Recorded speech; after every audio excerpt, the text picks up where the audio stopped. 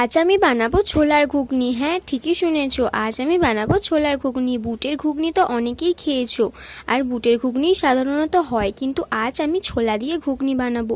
ছোলার ঘুগনি বানানোর জন্য আমি প্রথমেই কড়ার মধ্যে দেব, এর মধ্যে আমি কেটে রাখা আলুগুলো দিয়ে ভেজে নেব।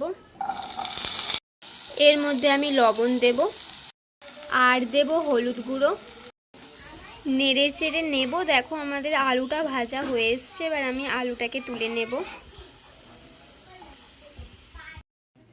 কড়ার মধ্যে আমি দিয়েছি শুকনো লঙ্কা, তেজপাতা, এবার দেব কাঁচা লঙ্কা, তারপর দেব পেঁয়াজ কুচি।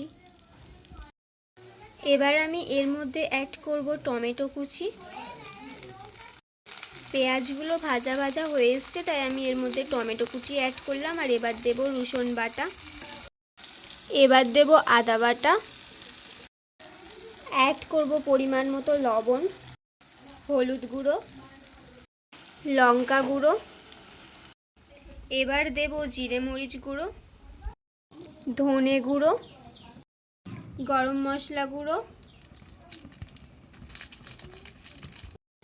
দেখো আমাদের মশলাটা ভালো করে কষা হয়ে গেছে, এর মধ্যে থেকে তেল বার হচ্ছে। এবার এর মধ্যে আমি ভেজে রাখা আলুটা দিয়ে দেব। এবার এর মধ্যে আমি কাঁচা ছোলাটা দিয়ে দেব, আগের দিন রাতে ভিজিয়ে রেখেছিলাম। ভালো করে নাড়াচাড়া করে নেব। এবার এটা সেদ্ধ হওয়ার জন্য এর মধ্যে আমি জল দেব। এবার আমি উপর দিয়ে ঢাকনা দিয়ে দেব ভালো করে সেদ্ধ হওয়ার জন্য।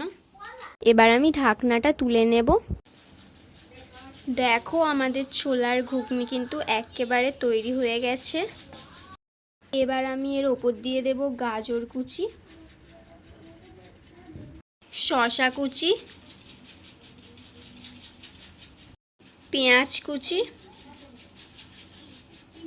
তারপরেই দেখো আমাদের ছোলার ঘুগনি কিন্তু একেবারে তৈরি। আর একটু টেস্টি হওয়ার জন্য এর উপর থেকে আমি লেবুর রস ছড়িয়ে দেব। তেঁতুলের পাল্প দিলে ভালো হতো, আমার কাছে তেঁতুলের পাল্প নেই, তাই আমি লেবুর রস দিচ্ছি। চলো টেস্ট করে বলি কেমন খেতে হয়েছে। খেতেও কিন্তু দারুণ হয়েছে, আমার কিন্তু বেশ ভালোই লেগেছে। তোমাদের যদি ভিডিওটা ভালো লেগে থাকে তাহলে ভিডিওতে একটা লাইক করে চ্যানেলটা সাবস্ক্রাইব করে দিয়ে যেও। বাই, দেখা হচ্ছে নেক্সট ভিডিওতে।